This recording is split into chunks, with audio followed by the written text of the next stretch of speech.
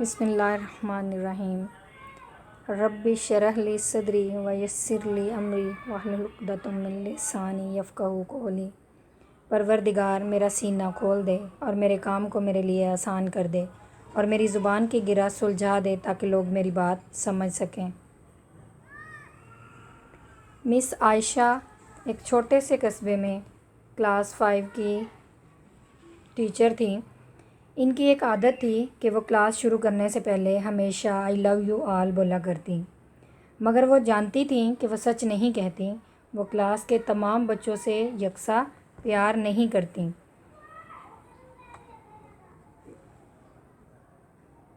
Class में एक ऐसा बच्चा था जो मिस आयशा को एक आंख न भाता।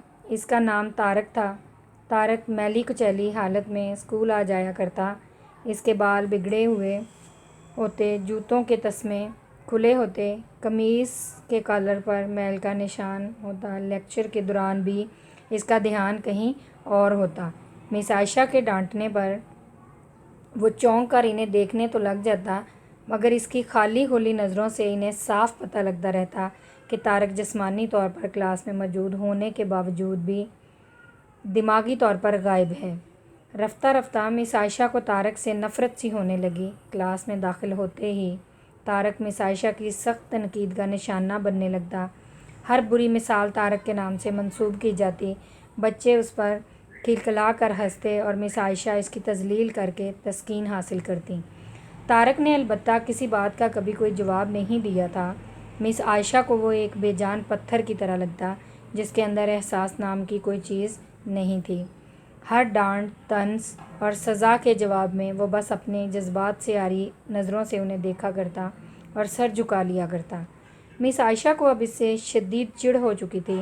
पहला सेमेस्टर ख़त्म हुआ और रिपोर्ट्स बनाने का मरहला आया तो मिस आयशा ने तारक की प्रोग्रेस रिपोर्ट में इसकी तमाम बुराइयां लिख मारी। प्रोग्रेस रिपोर्ट वालिदैन को दिखाने से पहले हेड मिस्ट्रेस के पास जाया करती थी। उन्होंने जब तारक की रिपोर्ट देखी तो मिस आयशा को बुला लिया। मिस आयशा, प्रोग्रेस रिपोर्ट में कुछ तो प्रोग्रेस भी नज़र आनी चाहिए। आपने तो जो कुछ लिखा है इससे तारक के वालिदैन इससे बिल्कुल ही नाउम्मीद हो जाएंगे। तो मिस आयशा ने जवाब दिया कि मैं माजरत ख़्वाह हूँ, मगर तारक एक बिल्कुल ही बदतमीज़ और निकम्मा बच्चा है। मुझे नहीं लगता कि मैं इसकी प्रोग्रेस के बारे में कुछ लिख सकती हूँ। मिस आयशा नफ़रत अंगेज़ लहजे में बोलकर वहाँ से उठ आईं। हेड मिस्ट्रेस ने एक अजीब हरकत की।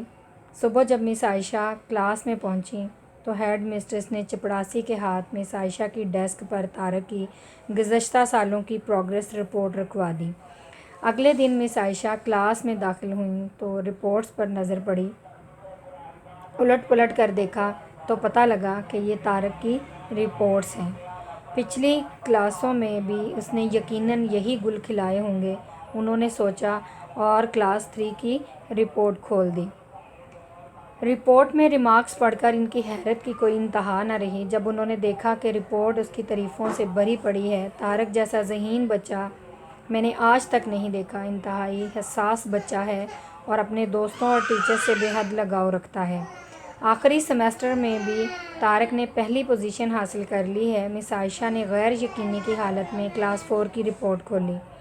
तारक ने अपनी माँ की बीमारी का बेहद असर लिया। इसकी तवज्जो पढ़ाई से हट रही है। तारक की माँ को आखिरी स्टेज का कैंसर तशख़ीस हुआ है। घर पर इसका और कोई ख्याल रखने वाला नहीं, जिसका गहरा असर इसकी पढ़ाई पर पड़ा है। तारक की माँ मर चुकी है और इसके साथ ही तारक की ज़िंदगी की रमक भी इसे बचाना पड़ेगा, इससे पहले कि बहुत देर हो जाए। मिस आयशा पर लर्ज़ा तारी हो गया। कांपते हाथों से उन्होंने प्रोग्रेस रिपोर्ट बंद की। आंसू उनकी आंखों से एक के बाद एक गिरने लगे। अगले दिन जब मिस आयशा क्लास में दाखिल हुई तो उन्होंने अपनी आदत मुस्तमरा के मुताबिक अपना रवायती जुमला आई लव यू ऑल दोहराया, मगर वो जानती थी कि वो आज भी झूठ बोल रही हैं, क्योंकि इसी क्लास में बैठे एक बेतरतीब बालों वाले बच्चे तारक के लिए जो मोहब्बत वो आज अपने दिल में महसूस कर रही थी वो क्लास में बैठे और किसी बच्चे के लिए हो ही नहीं सकती थी। लेक्चर के दौरान उन्होंने हस्बे मामूल एक सवाल तारक पर दागा और हमेशा ही की तरह तारक ने सर झुका लिया। जब कुछ देर तक मिस आयशा की तरफ से कोई डांट फटकार और हम जमातियों की जानिब से कोई हंसी की आवाज़ नहीं आई तो इसने अचंभे से सर उठाकर इनकी तरफ देखा। खिलाफ़े तवक्का उनके माथे पर आज बल न थे। वो मुस्कुरा रही थी।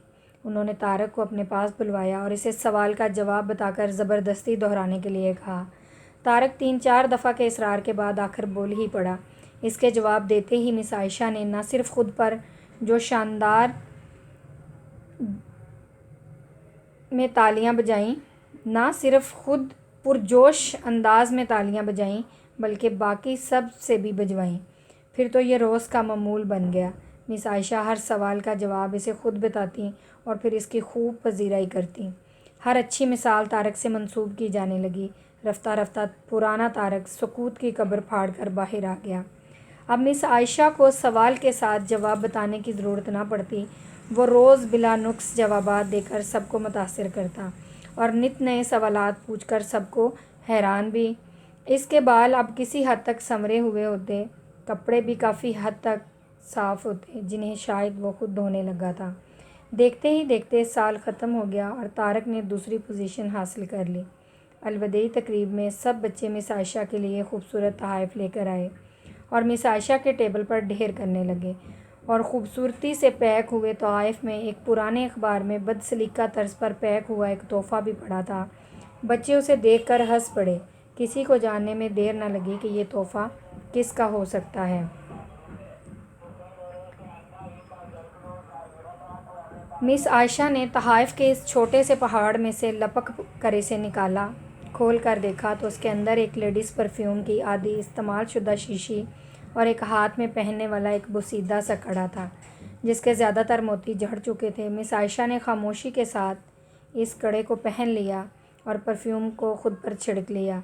बच्चे ये मंज़र देखकर हैरान रह गए और तारक से रहा ना गया और वो मिस आयशा के करीब आकर खड़ा हो गया।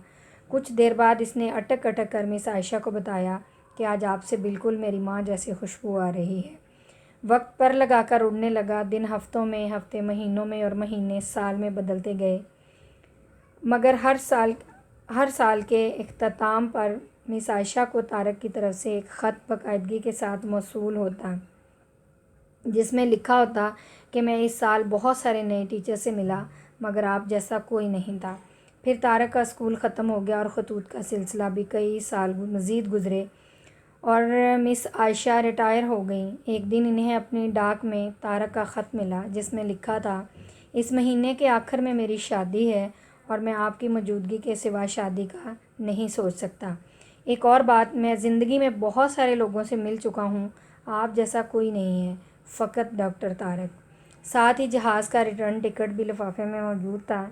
मिस आयशा खुद को हरगज़ ना रोक सकीं। उन्होंने अपने शौहर से इजाज़त ली और दूसरे शहर के लिए रवाना हो गईं।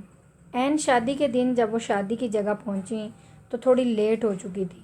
उन्हें लगा तकरीब ख़त्म हो चुकी होगी, मगर यह देखकर उनकी हैरत की इंतहा न रही कि शहर के बड़े बड़े डॉक्टर, बिजनेसमैन और यहाँ तक कि वहाँ मौजूद नौका खां भी उकताया हुआ खड़ा था। मगर तारक तकरीब की अदायगी की बजाय गेट की तरफ टिकटिकी लगाए इनकी आमद का मुंतज़िर था। फिर सब ने देखा कि जैसे ही ये बूढ़ी टीचर गेट से दाखिल हुई, तारक उनकी तरफ लपका और उनका वो हाथ पकड़ा जिसमें उन्होंने अब तक वो बसीदा सा कड़ा पहना हुआ था और इन्हें सीधा स्टेज पर ले गया। माइक हाथ में पकड़कर इसने कुछ यूँ ऐलान किया, दोस्तों, आप सब हमेशा मुझसे मेरी माँ के बारे में पूछा करते थे और मैंने सबसे किया वादा आज पूरा कर दिया। अब मैं आप सबसे वादा करता था कि मैं जल्द आपको इनसे मिलवाऊंगा। तो दोस्तों, ये मेरी माँ है। और फिर उसके बाद से शादी की तकरीब को इख्तिताम की तरफ रवां दवा हुई, यानी शादी मुकम्मल हुई और सब लोग घर आ गए। अब मेरा आपसे यहाँ ये क्वेश्चन है कि मिस आयशा को तारक की गुज़श्ता प्रोग्रेस रिपोर्ट पढ़ने के लिए जो हेड मिस्ट्रेस ने दी, उसके पसे पुश्त उनका क्या मकसद था? या अगर मैं बात करूँ मिस आयशा की, उन रिपोर्ट्स को पढ़ने के बाद मिस आयशा का नुक्ता नज़र तारक के बारे में जो है वो यकसर चेंज हो गया। अब इन सारी चीज़ों ने जो है वो किस तरीके से मिस आयशा की सोच को बदला। अब मिस आयशा की सोच के बदलने में और तारक के पस्ती से बुलंदी की तरफ वापस सफ़र में जिस चीज़ ने अहम किरदार अदा किया वो बेसिकली है रिकॉर्ड मैनेजमेंट। जी हाँ, रिकॉर्ड मैनेजमेंट। अगर स्कूल की हेड मिस्ट्रेस ने अपने प्रीवियस तालीमी सेशन का स्टूडेंट्स के अचीवमेंट्स का रिकॉर्ड को सेव ना किया होता तो फिर मुमकिन ना था कि वो मिस आयशा की सोच का नुक्ता नज़र तब्दील कर पाती। यानी वो मिस आयशा कभी भी तारक के ब्राइट जो माजी था उससे रोशनास ना हो पाती। और आज अगर तारक अपनी क्लास में अच्छा परफॉर्म नहीं कर पा रहा था तो उसके पीछे वजह क्या थी वो कभी भी ना जान पाती।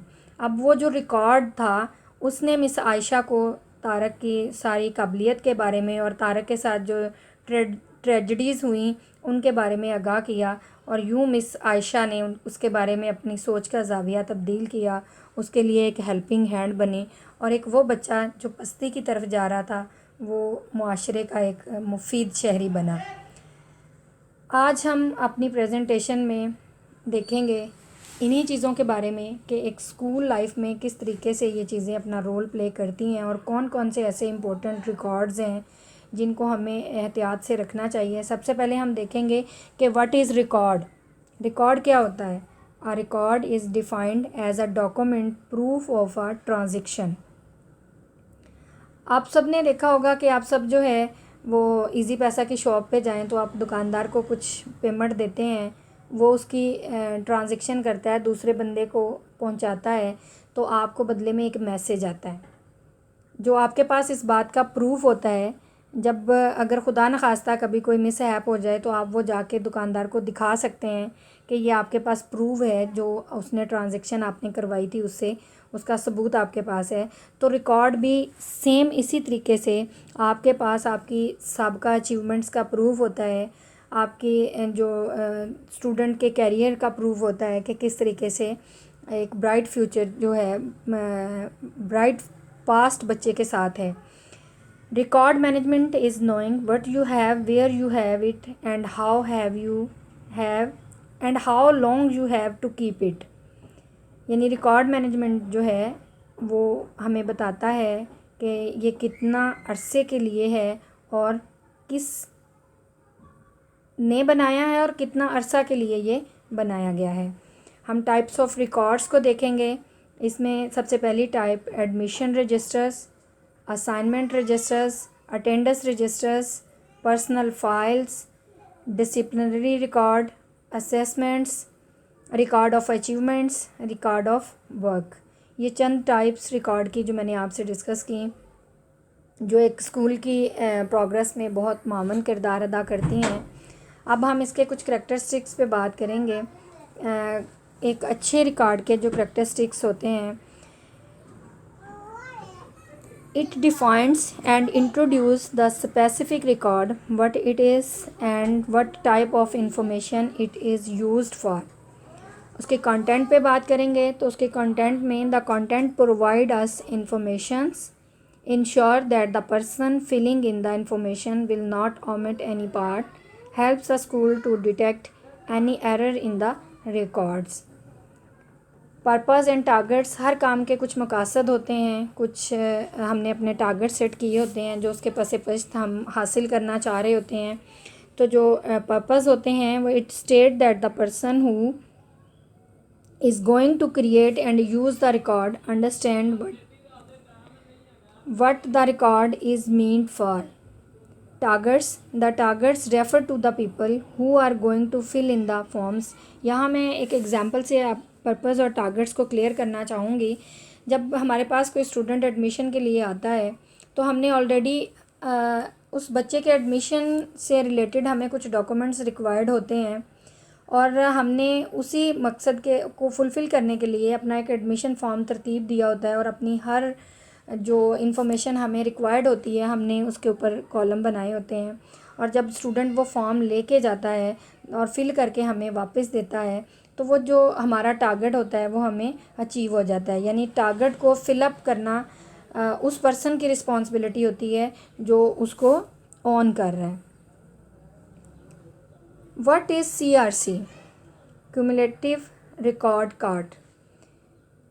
It is a record of child indicating growth and development while in school in all aspects from beginning to the end of his school career. It is mirror which reflect the many sides development of a people. इसको अगर मैं आसान लफ्ज़ों में share करूं तो ये basically character certificate है। कोई बच्चा किसी इंस्टीट्यूट में अगर अपने स्टडी मुकम्मल करके कॉलेज लाइफ की तरफ जाता है तो आफ्टर कंप्लीशन मैट्रिक का हम उसे एक करैक्टर सर्टिफिकेट देते हैं जो इस बात का सबूत होता है कि इस बच्चे का किरदार कैसा है, ये बच्चा इस दीगर गैर निसाबी सरगर्मियों में उसकी क्या पार्टिसिपेशन है। तो CRC कार्ड भी like this like as character certificate. Why need and integrated approaches to record management? Lack of uniform classification and filling system, lack of systematic and orderly transfer of inactive records, lack of standardization and control to the creation of forms and directives, loss or misfillings of records, lack of storage space and filling equipments. Classification of record को 3 portion में classify किया गया है। Number 1 पे है active record. Active record मतलब a record that is regularly referenced or required for current use. Inactive record, a record that is still needed by an organization but not for current operations. Electronic record, a record recorded or formatted only a computer can process. आज की इस presentation में हम active record पे बात करेंगे। हम देखेंगे कि स्कूल की रूटीन लाइफ में हमें कौन से ऐसे रजिस्टर्स हैं जिनको मेंटेन करना बहुत ज़रूरी होता है या दीगर ऐसी एसिड्स जिनका रिकॉर्ड मेंटेन करना हमारे लिए बहुत ज़रूरी होता है। सबसे पहले हम एडमिशन एंड विड्रॉल रजिस्टर पे बात करेंगे। सबसे पहले हम एडमिशन एंड विड्रॉल रजिस्टर की बात करेंगे। Admission and withdrawal register maintain करते वक्त हमें जिन पहलुओं पे गौर करना होता है उसमें सबसे पहले हमारा है डेट ऑफ एडमिशन, यानी बच्चा जिस डेट को स्कूल में दाखिल हुआ। अगर बच्चा 31/3 जैसे लिखा हुआ है कि 31 मार्च 2020 ये बच्चा इस दिन हमारे पास दाखिल हुआ है और उस बच्चे को सेकंड नंबर पे हमने उसका रजिस्ट्रेशन नंबर अलाट करना होता है जो कि 234 यहाँ पे मैंने अलाट किया हुआ है। अब ये जो एडमिशन नंबर है ये यूनिक है। डेट ऑफ एडमिशन 31 को दाखिल होने वाले 8-10 बच्चों को सेम दी जा सकती है, यानी एक दिन में एक से ज़्यादा बच्चे दाखिल हो सकते हैं और उनकी एडमिशन डेट सेम हो सकती है, लेकिन उन 8-10 बच्चों का एडमिशन नंबर जो है वो एक नहीं हो सकता। लिहाजा उन 10 के 10 बच्चों को सेम एडमिशन डेट के साथ साथ डिफरेंट रजिस्ट्रेशन नंबर पे दाखिल खारिज में एंटर करेंगे हम। उसके बाद हमारा थर्ड कॉलम जो है वो स्टूडेंट नेम और फादर नेम का है। बच्चे का फुल सरनेम के साथ नाम मुकम्मल लिखेंगे और उसके बाद उसके फादर का नेम मुकम्मल लिखेंगे। जैसे कि बच्ची का नाम मैंने यहाँ एंटर किया अनीका मंजूर और फादर का नेम है मंजूर हुसैन। और ये नाम लिखते वक्त आप जो है वो एहतियात का मुजाहिरा करेंगे कि बच्चे का वही नाम आप लिखेंगे, वही स्पेलिंग आप लिखेंगे जो बच्चे के बर्थ सर्टिफिकेट के ऊपर दिए गए हैं। अगर वहाँ गलत स्पेलिंग दिए गए हैं तो आप गलत स्पेलिंग से ही अपना रिकॉर्ड मेंटेन करेंगे। बच्चे या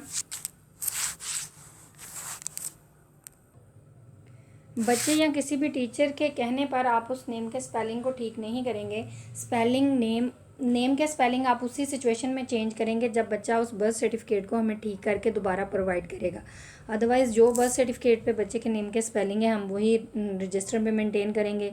उसके बाद अगला कॉलम है date of birth in words and in digits, यानी हमने सबसे पहले डिजिट्स में जैसे 23/8/2001 बच्चे की तारीख पैदाइश है और फिर उसके बाद उसको हम लिखेंगे 23 अगस्त 2001। ये आप बच्चे की जो है वो date of birth in words and in digit दोनों में मेंशन करेंगे। उसके बाद अगला जो हमारा पोर्शन है नंबर 4, नंबर 4 पे है ऑक्यूपेशन, यानी फादर का ऑक्यूपेशन, बच्चे का बाप क्या काम करता है वो उसका पेशा लिखेंगे। उसके बाद बच्चे की कास्ट क्या है वो लिखेंगे। उसके साथ होम एड्रेस, बाज़ औक़ात बच्चों के जो फादर के आईडी कार्ड हैं या बच्चों के बेफॉर्म हैं उन पे उनके पीछे गांव के एड्रेस लिखे होते हैं, तो लिहाजा कभी भी उन दोनों चीज़ों से देखकर एड्रेस नहीं लिखना, बल्कि बच्चे से पूछ के जो बच्चे की करंट रहाइश है वो वाला एड्रेस आप दाखिल खारिज पे ऐड करेंगे। और नंबर 8 पे जो कॉलम है वो क्लास टू विच एडमिशन, यानी जिस क्लास में बच्चा दाखिल हुआ है वो क्लास ऐड करेंगे। लाइक ये बच्चा 4 क्लास में दाखिल हुआ है, ये एक बच्चे को दाखिल करते वक्त हमें दाखिल खारिज रजिस्टर को फिल करने के लिए जिन 8 कॉलम्स को फिलअप करना होता है, अगेन आपको रिवाइज कर दूं। नंबर 1 पे है डेट ऑफ एडमिशन, जो कि एक से ज़्यादा बच्चों की सेम हो सकती है। नंबर 2 पे है रजिस्ट्रेशन नंबर, जो कि हर स्टूडेंट का एक ही होगा और वो एक नंबर किसी दूसरे बच्चे को अलॉट नहीं किया जा सकता। उसके बाद स्टूडेंट नेम और उसका फादर नेम। और नंबर 4 पे है डेट ऑफ बर्थ। और नंबर 5 पे ऑक्यूपेशन, नंबर 6 पे कास्ट, नंबर 7 पे एड्रेस और नंबर 8 पे है क्लास टू विच एडमिशन, यानी जिस क्लास में बच्चा दाखिल हो रहा है। अब उसके बाद आपको पता है जैसे बच्चे स्कूल में दाखिल होते हैं वैसे ही कुछ बच्चे स्कूल छोड़ के भी जा रहे होते हैं, तो मज़ीद जो बच्चा स्कूल छोड़ के जाए, क्योंकि ऑलरेडी उसके ये 8 कॉलम मेंटेन होते हैं, उसके बाद उसके छोड़ने के बाद जो हमने कॉलम मज़ीद मेंटेन करने होते हैं उसमें very next column class admission से वेरी नेक्स्ट कॉलम जो है वो है क्लास टू विच विड्रॉल, यानी वो क्लास जिसमें बच्चा स्कूल छोड़ के जा रहा है। फ़र्ज़ करें बच्चा 4 क्लास में दाखिल हुआ है, 1 साल पढ़ने के बाद स्कूल छोड़ के गया है, तो डेफ़िनेटली इस कॉलम में क्लास 5 आएगी। उसके बाद डेट ऑफ विड्रॉल, जिस डेट को बच्चा स्कूल छोड़ रहा है वो डेट आप वहाँ पे एंटर करेंगे। रीज़न ऑफ विड्रॉल, बच्चा किस वजह से स्कूल छोड़ के जा रहा है, वो एरिया से माइग्रेशन कर गए हैं या स्कूल की स्टडी के हवाले से बच्चे को कोई प्रॉब्लम है, किसी टीचर ने मिसबिहेव कर लिया है, ईच एंड एवरीथिंग, कुछ भी रीज़न स्टूडेंट्स की तरफ से आ सकती है, वो आप वहाँ पे एंटर करेंगे। उसके बाद रिमार्क्स में स्ट्रक ऑफ या पास आउट, स्ट्रक ऑफ उन स्टूडेंट की सिचुएशन में लिखा जाता है जो बच्चे अपने साल के दौरान में स्कूल छोड़ देते हैं, या जो बच्चे यानी 5 में दाखिल हुआ 6 में छोड़ गया, 6 में दाखिल हुआ 7 में छोड़ गया। अगर कोई बच्चा अपने उस स्कूल का लेवल कंप्लीट करने के बाद वहाँ से मूव करता है तो उसको स्ट्रक ऑफ के बजाय हम पास आउट लिखते हैं। लेट्स सपोज हमारा अगर प्राइमरी कैंपस है तो 5 क्लास के बच्चे जब 6 में प्रमोट हो जाएंगे तो विड्रॉल रजिस्टर में वहाँ स्ट्रोक ऑफ लिखने के बजाय उनके नेम के कॉलम में, रिमार्क्स के कॉलम में हम पास आउट ऐड करेंगे। और इसी तरीके से जो मिडिल स्टैंडर्ड का स्कूल है वहाँ 8 क्लास के बच्चों को, और जो हाई स्टैंडर्ड का स्कूल है वहाँ मैट्रिक से फ़ारिग होने वाले बच्चों के कॉलम के सामने पास आउट लिखा जाएगा। ये तो कॉलम है बच्चे के एंटर और बच्चे के विड्रॉल के हवाला से। अब वो बच्चा जो हमारे पास स्कूल में दाखिल होता है, अब चूँकि ये फाउंडेशन बेस्ड स्कूल हैं तो फाउंडेशन की तरफ से हमें सिस में बच्चों का डाटा एंटर करना होता है, स्टूडेंट इंफॉर्मेशन सिस्टम में, तो वहाँ कुछ चीज़ें हमें मज़ीद रिक्वायर्ड होती हैं उस फॉर्म को फिल करने के लिए। लिहाजा बच्चे को दाखिल करते वक्त एक फ़ॉर्म जिसमें ये बेसिक इन्फॉर्मेशंस का कॉलम ऐड किए गए हैं स्कूल में प्रोवाइड किया जाता है। तो आप बच्चों के पेरेंट्स जब बच्चों को स्कूल छोड़ने आएँ तो अपना विड्रॉल रजिस्टर कंप्लीट करने के साथ साथ वो एक्स्ट्रा इन्फॉर्मेशन भी पेरेंट्स से लेके अपने पास सेव करें, जिसमें नंबर 1 पे हमें बर्थ सर्टिफिकेट और बेफॉर्म की कॉपी चाहिए होती है। नंबर 2 पे फादर आईडी कार्ड की कॉपी, फादर और मदर दोनों के आईडी कार्ड की कॉपी हमें चाहिए होती है। उसके बाद स्टूडेंट की 2 पासपोर्ट साइज पिक्चर्स की ज़रूरत होती है। फिर फादर मदर की एजुकेशन, यानी माँ और बाप दोनों जिस लेवल तक पढ़े हुए हैं वो हमने लिखना होता है। उसके बाद father and mother income in case of job, अगर माँ जॉब करती है तो फिर उसकी मंथली जो है वो क्या पैकेज है वो नोट डाउन करेंगे। और फिर टोटल सिबलिंग, यानी वो बच्चा जिसका फॉर्म फिल हुआ है उसके अलावा उसके कितने बहन भाई हैं वो हमने टोटल तादाद लिखनी होती है। इसके बाद हमारा है teacher attendance register. Teacher attendance register में हम सबसे पहले मंथ का कॉलम लिखेंगे, उसके बाद सेशन, फिर सबसे पहले हम हमारे जो टीचर्स के नेम हैं, टीचर्स के नेम हम इस सीक्वेंस में लिखेंगे कि हायर मैनेजमेंट से लोअर मैनेजमेंट की तरफ जाएंगे, यानी सबसे पहले प्रिंसिपल का नेम आएगा, उसके बाद वाइस प्रिंसिपल, फिर स्कूल की सबसे मोस्ट सीनियर क्लास टीचर का नेम आएगा, और इसी तरह हम step by step descending order में नीचे आते जाएंगे। और फिर लास्ट टीचर का नेम लिखने के बाद हम 2 कॉलम खाली छोड़ेंगे, और उन 2 कॉलम को खाली छोड़ने के बाद जो थर्ड कॉलम है वहाँ से हम अपने आया गार्ड का नेम लिखना शुरू करेंगे। और कॉलम के नीचे नेम के साथ उसका डेजिग्नेशन है, नेम के नीचे कॉलम में हम डेजिग्नेशन लिखेंगे। डेजिग्नेशन के नीचे आप देख रहे हैं कि 4 पोर्शन हैं, जैसे अराइवल टाइम है, सिग्नेचर, फिर डिपार्चर टाइम और सिग्नेचर। टीचर जिस टाइम स्कूल पहुंचा है वो टाइम लिखेगा और अपने साइन करेगा। उसके बाद जिस टाइम वो स्कूल छोड़ के जा रहा है, यानी छुट्टी के टाइम जब स्कूल से निकल रहा है, वो अपना टाइम एंटर करेगा और साइन करेगा। इस रजिस्टर में अटेंडेंस के अलावा हमें जो दीगर कॉलम है, संडे को हमें रेड लाइन से मेंशन करना होता है, लीव्स को भी रेड लाइन से, रेड पेन से हाईलाइट करना होता है। इन केस ऑफ लेट हमें रेड लाइन मार्क करनी होती है, और फिर एब्सेंट को मार्क करना होता है। एब्सेंट उस सिचुएशन में मार्क की जाती है जब कोई टीचर छुट्टी करता है लेकिन वो अपने प्रिंसिपल को इन्फॉर्म नहीं करता, और absent is equal to 2 leaves, यानी एक एब्सेंट जो है वो 2 लीव्स के इक्वल आती है, और 3 रेड लाइंस जो हैं वो 1 लीव के इक्वल आती हैं। और लास्ट पे जब हमने ये रजिस्टर मंथ मुकम्मल होता है तो हमने इसकी समरी बनानी होती है, यानी हमारे जो टोटल वर्किंग डेज़ हैं, उन टोटल वर्किंग डेज़ में अगर किसी टीचर ने कोई छुट्टी नहीं की तो जितने टोटल वर्किंग डेज़ हैं वही उसके लास्ट कॉलम में लिख के उसे साइन लिए जाएंगे।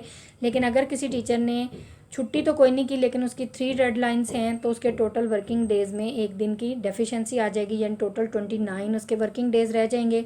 या अगर किसी टीचर की पूरे मंथ में ना तो कोई रेड लाइन है और ना ही कोई लीव है लेकिन एक एब्सेंट लग गई है, तो उसके टोटल वर्किंग डेज़ जो होंगे वो क्या बनेंगे, 28, क्योंकि उसकी एक एब्सेंट जो है वो 2 लीव्स के इक्वल जाएगी।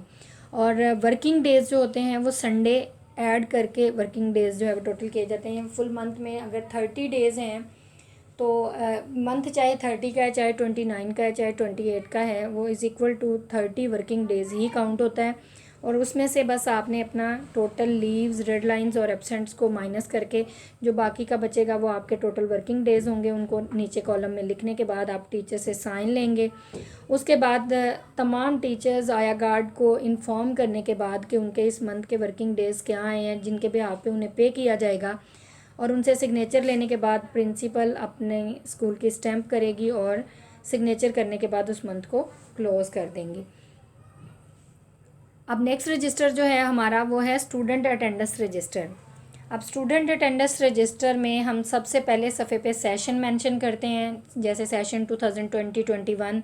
उसके बाद एक छोटी सी स्टेटमेंट यहाँ पे लिखनी बहुत ज़रूरी है, जो बहुत आपको बहुत सारी परेशानियों से बचा सकती है। जैसे आप देख रहे हैं सामने एक तहरीर लिखी नज़र आ रही है कि मैं तस्दीक करती हूँ कि ये रजिस्टर 64 सफ़ात पर मुश्तमिल है। अब आप देखते हैं कि एक पेपर जो है, एक पेपर 2 सफ़ों पे मुश्तमिल होता है, यानी बैक साइड और फ्रंट साइड। अब आपने बैक और फ्रंट दोनों साइड को एक सफ़ा काउंट करते हुए रजिस्टर के पेज नंबर 1 से लेके लास्ट पेज तक टोटल सफ़ात गिनने हैं कि कितने हैं इसमें। उनके हर सफ़े के ऊपर काउंटिंग भी लगाते जाएं, और उसके साथ साथ आप टोटल काउंटिंग करके पहले सफ़े पे इसकी तस्दीक करने के बाद अपनी साइन स्टैम्प कर दें।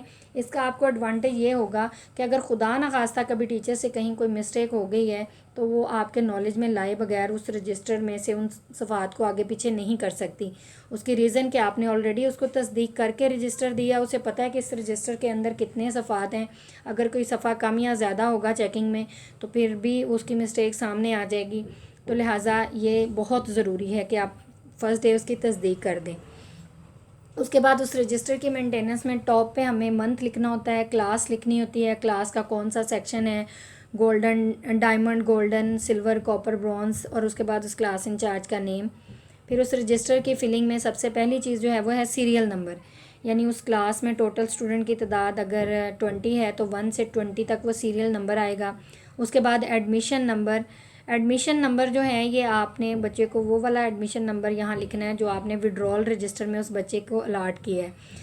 अब एडमिशन नंबर लिखते वक्त आपने ये ध्यान रखना है कि वो हमेशा असेंडिंग ऑर्डर में लिखने हैं, यानी सबसे छोटा एडमिशन नंबर सबसे पहले, फिर उससे बड़ा, फिर उससे बड़ा और फिर उससे बड़ा, और इसी तरतीब में आप अपने बच्चों के तमाम नेम को मुकम्मल करेंगे। उसके बाद स्टूडेंट का नेम जो कि कैपिटल लेटर में लिखा जाएगा, स्टूडेंट और उसका फादर नेम दोनों ही कैपिटल लेटर में लिखेंगे। और एक बहुत ज़रूरी और अहम पॉइंट कि ख़ास सीरियल है या एडमिशन नंबर है या बच्चे या फादर का नेम है। रजिस्टर के ऊपर कोई भी चीज़ लिखते वक्त आप हमेशा लाइन को नहीं बल्कि ब्लॉक को फॉलो करेंगे। जैसे आप देख भी रहे हैं कि सामने प्रेजेंटेशन में भी आपको ब्लॉक ही फॉलो किया हुआ नज़र आ रहा है। उसके बाद आप सेकंड स्टेप जो है हमारा वो है अटेंडेंस मार्क करना। अटेंडेंस मार्क आप देखते हैं कि आगे 30 तक काउंटिंग लिखी होती है, यानी 30 डेज़, जिसमें से हम संडे को रेड पेन से हाईलाइट कर देते हैं। उसके बाद के जो टोटल वर्किंग डेज़ हैं उन्हें फिलअप करने के लिए हम P, L और A का इस्तेमाल करते हैं। P शो करता है कि बच्चा स्कूल में प्रेजेंट है, L से मुराद उसकी लीव और A से मुराद कि बच्चा आज स्कूल भी नहीं है और उसके बारे में किसी किस्म की कोई इन्फॉर्मेशन स्कूल इंतज़ामिया के पास भी नहीं है। L और A का इस्तेमाल करते वक्त आपने ध्यान रखना है कि कंटिन्यूसली 3 L या A इस्तेमाल अगर कर लिए हैं तो उसके बाद अपनी हायर मैनेजमेंट के नोटिस में दें कि ये बच्चा 3 दिन से कंटिन्यूसली स्कूल नहीं आ रहा, और आगे उसके अटेंडेंस के ब्लॉक को खाली छोड़ते जाएं जब तक कि हायर मैनेजमेंट की तरफ से आपको कोई क्लियर इंस्ट्रक्शंस नहीं आ जाती। तब तक उस बच्चे के ब्लॉक में एक डॉट भी आप ऐड नहीं करेंगे। नेक्स्ट आपका है कॉलम जो है वो करंट मंथ अटेंडेंस, यानी उस मंथ के टोटल वर्किंग डेज़ को आप काउंट करेंगे, जिसमें से आप अपनी लीव और एब्सेंट को निकाल के बाकी टोटल डेज़ वहाँ लिखेंगे। उसके बाद आपका प्रीवियस मंथ अटेंडेंस, पिछले 2 से 3 माह की जो अटेंडेंस टोटल हुई है उसको लाएंगे यहाँ पे, और फिर करंट और प्रीवियस दोनों को टोटल करके आपकी उस टाइम तक की टोटल अटेंडेंस शो हो जाएगी। लेट्स सपोज एक बच्चा मार्च में हमारे पास एडमिशन हुआ है और मई मंथ के टोटल वर्किंग डेज़ और मार्च और अप्रैल दोनों माह के जो टोटल वर्किंग डेज़ हैं वो प्रीवियस कॉलम में लिखे जाएंगे, और मई के करंट वर्किंग डेज़ को उन दोनों मंथ के वर्किंग डेज़ में ऐड करके जो हमारे पास टोटल आएगा वो ग्रैंड टोटल बच्चे की मार्च से लेके मई तक की इस अटेंडेंस को शो कर रहा होगा। लास्ट में हमारा रिमार्क्स का कॉलम है, जिसमें अगर कोई बच्चा खारिज हो गया तो हम उसके नेम के आगे स्ट्रोक ऑफ और उसके साथ उसकी डेट मेंशन करते हैं। लेकिन उसके अलावा दीगर स्टूडेंट्स की एप्रिसिएशन के हवाला से वो बच्चे जिन्होंने मंथ में कोई छुट्टी नहीं की होती, वहाँ उस कॉलम में हम उन्हें रेगुलर का रिमार्क्स देते हैं। जो बच्चे रजिस्टर को स्टार्ट करते वक्त, अब चूँकि नए सेशन का नया रजिस्टर स्टार्ट हो रहा है, सबसे पहले हमने हमारे ओल्ड स्टूडेंट्स के नेम लिखने होते हैं। तो जितने भी हमारे ओल्ड स्टूडेंट्स हैं उनके नेम के सामने हमने न्यू सेशन ऐड करना होता है, यानी उनके नेम के सामने हम लिखते हैं सेशन 2020-21। उसके बाद उस रजिस्टर में न्यू एंटर होने वाले बच्चों के नेम के सामने हम न्यू एडमिशन डेट डालेंगे। जिस डेट को वो बच्चा दाखिल हुआ है वो डेट आप न्यू एडमिशन लिखने के साथ उस डेट को मेंशन करें। इससे आपको आसानी, ये बताने में आसानी रहेगी कि इस सेशन में आपके पास प्रीवियस सेशन के कितने बच्चे थे और न्यू कितने बच्चों ने आपको ज्वाइन किया है। और फिर अगर कोई बच्चा खारिज हो जाता है तो उसकी स्ट्रोक ऑफ डेट भी वहाँ पे ज़रूर ऐड किया करें। और ये सारे काम करने के बाद लास्ट पे टीचर अपना वर्क मुकम्मल करने के बाद अपने साइन करेंगी, और जब टीचर साइन करके प्रिंसिपल के पास लेके आए तो प्रिंसिपल जो है वो डीपली इन सारे कॉलम्स को चेक करे कि इनमें कोई कॉलम मिस तो नहीं जा रहा या कोई कॉलम टीचर ने गलत तो नहीं फिल किया। अगर गलत फिल किया है तो उसे करेक्शन करवाए, और करवाने के बाद अपने साइन करें, और अपने साइन करने के बाद वो रजिस्टर का मंथ जो है वो क्लोज़ करें। अब प्रिंसिपल साइन के बाद अगर वहाँ कोई मिस्टेक देखने को मिलती है तो इसका मतलब ये है कि वो गलती सरासर प्रिंसिपल की है। जो टीचर, बेशक की तो टीचर ने है, लेकिन प्रिंसिपल ने चेक करते वक्त अगर उसको ध्यान नहीं दिया तो वो ज़ाहिर बात है वो गलती फिर टीचर से बढ़ के आगे प्रिंसिपल की तरफ आ गई। इन सारे काम को करते वक्त एक ज़रूरी और बहुत ही अहम बात आप लोगों से शेयर करूँगी कि रिकॉर्ड की तैयारी में कभी भी वाइटनर या इंक रिमूवर का यूज़ जो है वो बिल्कुल भी नहीं करना। अगर आपसे लिखते वक्त कहीं कोई गलती हो गई है तो आप अपनी उस गलती को के ऊपर एक लाइन लगाएं और उसी के साथ अपना करेक्ट वर्ड भी लिख दें, यानी जो आपने करेक्शन की है वो भी साथ ही लिखें, ताकि आपकी मिस्टेक और आपकी करेक्शन दोनों ही जो है वो सामने नज़र आएँ। इसके बाद हम सैलरी रजिस्टर की तरफ बढ़ेंगे। सैलरी रजिस्टर में जिन कॉलम को, ये बड़ा ही जो है वो अहम रजिस्टर होता है स्पेशली स्टाफ के लिए। इसमें जिन कॉलम को हमें फ़िलअप करना होता है, सबसे पहला कॉलम हमारा स्कूल नेम, फिर मंथ एंड सेशन, उसके बाद सीरियल नंबर है, उसके बाद आपका स्टाफ नेम है, स्टाफ के नेम हम डालेंगे, फिर उसके बाद हमारा डेजिग्नेशन है, जिन टीचर्स की हम सैलरी बनाने जा रहे हैं हर एक के नेम के सामने उसका डेजिग्नेशन ऐड करेंगे। फिर उसकी मंथली सैलरी यानी उसकी बेसिक सैलरी जो है वो लिखी जाएगी। फिर टोटल वर्किंग डेज़ उसके लिखे जाएंगे, जो जब हमने अटेंडेंस रजिस्टर को सम अप किया तो लास्ट में हमने जो डेज़ लिख के टीचर से साइन लिए हैं वही टोटल वर्किंग डेज़ यहाँ लिखे जाएंगे। उसके बाद उसकी पर डे सैलरी यानी उसकी जो बेसिक सैलरी है उसको 30 पे डिवाइड करेंगे, जो आंसर आएगा वो आपकी पर डे सैलरी होगी। पर डे सैलरी के बाद हम बोनस और डिडक्शन को देखेंगे। अगर किसी टीचर ने मंथ में कोई छुट्टी नहीं की तो उसे 2 डेज़ की एक्स्ट्रा सैलरी दी जाएगी, यानी उसकी पर डे सैलरी को 2 से मल्टीप्लाई करके बोनस के कॉलम में ऐड कर दें। लेकिन अगर किसी टीचर ने पूरे मंथ में एक छुट्टी कर ली है या उसने छुट्टी कोई नहीं की, उसकी 3 रेड लाइंस लग गई हैं, तो इन सारी सिचुएशंस में उसकी जो है एक दिन की कटौती चूँकि नहीं होती, एक छुट्टी टीचर को अलाउ है, लेकिन ऐसे में उसका बोनस जो है 2 दिन का वो ख़त्म हो जाता है और उसको पूरे 30 डेज़ की जो है वो सैलरी पे की जाती है। लेकिन अगर कोई टीचर एक लीव कर ली और उसकी 3 रेड लाइंस आ गई हैं तो इस सिचुएशन में उसके कितने डेज़ बन जाएंगे? 29। एक डे जो उसको अलाउ है और एक डे उसकी कटौती की तरफ चला जाएगा, और ऐसे में हम उसे 29 डेज़ की सैलरी जो है वो पे करेंगे। और 1 डे की जो डिडक्शन बनेगी वो डिडक्शन कॉलम में लिखी जाएगी। उसके बाद डिपॉज़िट है और डिपॉज़िट रिटर्न। सबसे पहले हम डिपॉज़िट पे बात करेंगे। जैसा कि एज़ पर पॉलिसी सिस्टम में हर नए आने वाले पर्सन का फ़र्स्ट सैलरी जो है वो डिपॉज़िट की जाती है, और स्टाफ के सहूलत के पेश नज़र हमने उसको 3 इंस्टॉलमेंट में किया हुआ है। तो जैसे ही आप उसकी सैलरी डिपॉज़िट करते हैं, जितनी डिपॉज़िट कर रहे हैं, अगर तो फुल कर रहे हैं तो फुल लिख के आगे उससे साइन लें, और अगर फुल नहीं कर रहे, इंस्टॉलमेंट्स में कर रहे हैं, तो हर इंस्टॉलमेंट के बाद उसके प्रॉपर साइन लें। फिर है डिपॉज़िट रिटर्न। जिस तरीके से डिपॉज़िट, जैसा कि मैंने पहले बोला कि साल के एग्रीमेंट पे जो है वो टीचर्स को हम अपॉइंट करते हैं और उनके साथ हमारा यही एग्रीमेंट होता है कि अगर वो पूरा साल मुकम्मल करके अपने एग्रीमेंट को फुलफ़िल करके स्कूल लीव करते हैं तो जो डिपॉज़िट उनका हमने फर्स्ट मंथ की सैलरी डिपॉज़िट की होती है वो फिर हमने उन्हें रिटर्न करनी होती है। अब वो जितनी उनकी डिपॉज़िट फ़ाइल के अंदर दर्ज है वो आप डिपॉज़िट रिटर्न कॉलम में ऐड कर दें। उस केस में जब टीचर जो है वो स्कूल छोड़ रहा है तो आप वो उसकी सैलरी उसके कॉलम में ऐड कर दें, डिपॉज़िट रिटर्न वाले कॉलम में। और फिर आपके इस तरीके से अगर किसी टीचर ने महीने में कोई छुट्टी नहीं की और उसने बोनस भी लिया है तो उसके बेसिक प्लस बोनस को ऐड करके उसकी पेएबल सैलरी बनेगी। या अगर किसी टीचर ने मंथ में छुट्टी कर ली है तो उसको आप उसकी बेसिक सैलरी में से उसकी डिडक्शन निकाल के जो बाकी बचेगा वो पेएबल में आएगा। कोई न्यू टीचर है जिसने हमें ज्वाइन किया और उसके हमने 2000 जो है वो हमने उसका डिपॉज़िट कर लिया है तो उसकी टोटल सैलरी में से 2000 माइनस करके उसका पेएबल निकलेगा। अगर हमने डिपॉज़िट रिटर्न करना है तो हम बेसिक सैलरी के साथ उसका डिपॉज़िट ऐड करके उसकी पेएबल अमाउंट बनाएंगे। यानी 2 सिचुएशन में हमें अमाउंट को ऐड करना है और 2 सिचुएशन में हमें अमाउंट को जो है वो कट करना है। मंथली सैलरी उसकी यानी जो बेसिक सैलरी है, अगर बोनस है तो भी हम बेसिक सैलरी प्लस करेंगे बोनस और पेएबल सैलरी निकलेगी, और अगर डिपॉज़िट रिटर्न करना है तो भी monthly salary plus deposit return amount को ऐड करके हमारी पेएबल सैलरी बनेगी। लेकिन अगर हमने डिडक्शन या डिपॉज़िट करना है तो दोनों सिचुएशन में जो डिडक्शन अमाउंट है या जो डिपॉज़िट अमाउंट है वो बेसिक सैलरी में से माइनस की जाएगी और इस तरीके से जो है वो हमारी पेएबल सैलरी निकलेगी।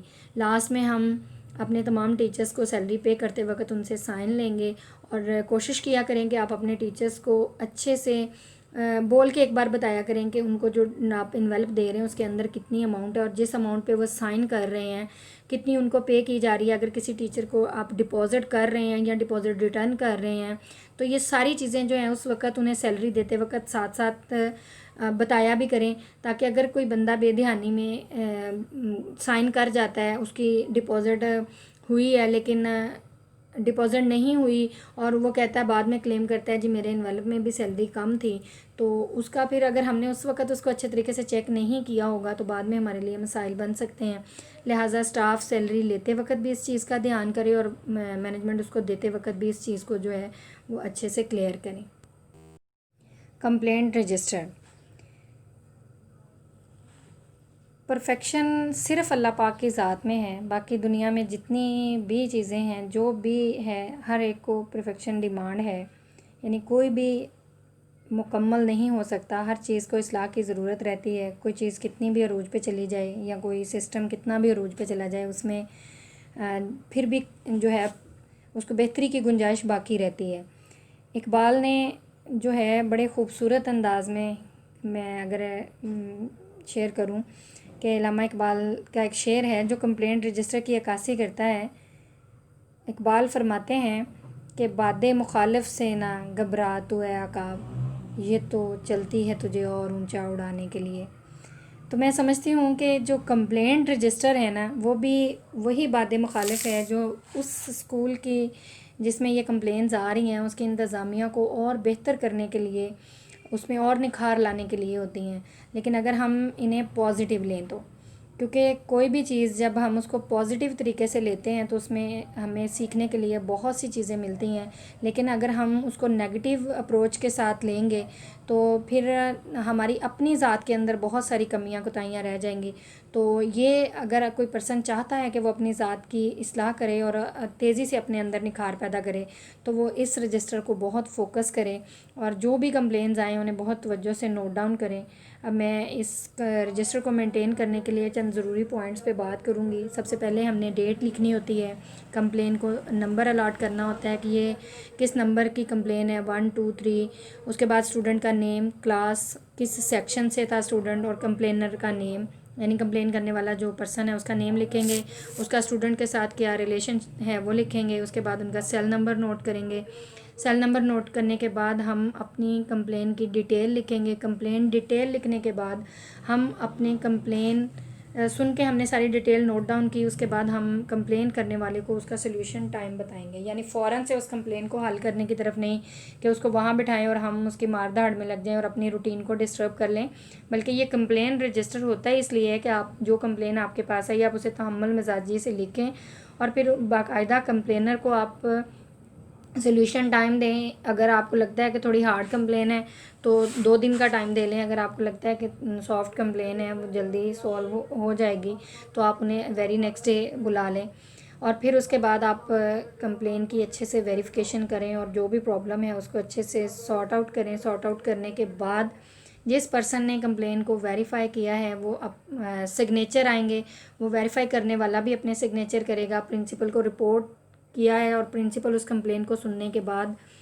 अगर उसको सेटिस्फाइड हो जाती है कि जो कंप्लेन उसने वेरीफाई करने के लिए दी है उसको अच्छे तरीके से वेरीफाई करने के बाद उस पर्सन ने उसका हक अदा कर दिया है और एक अच्छा सलूशन प्रिंसिपल तक पहुंचा दिया है या जो भी कंप्लेन थी उसको सॉल्व कर दिया है, तो फिर उसके बाद प्रिंसिपल अपने साइन करेंगे और फिर जो कंप्लेनर जिसको आपने टाइम दिया है वो अपने टाइम पे जब आपके पास आता है तो आप बाकायदा एक तो उससे साइन लें। इससे ये होता है कि उसे तसल्ली हो जाती है कि आपने उसकी बात को अहमियत दी है और बहुत अच्छे से सुना है और फिर उसका हल भी तलाश किया है। बाज़ औक़ात ये होता है कि जो कंप्लेन आपके पास लेके आता है वो आप उसकी कंप्लेन लिखते हैं, कुछ भी नहीं करते और अगले दिन आके वो बंदा बड़ा सेटिस्फाइड हो रहा होता है कि जी वेरी गुड, आपने बड़ा अच्छा काम किया, मेरी कंप्लेन को सॉल्व कर दिया।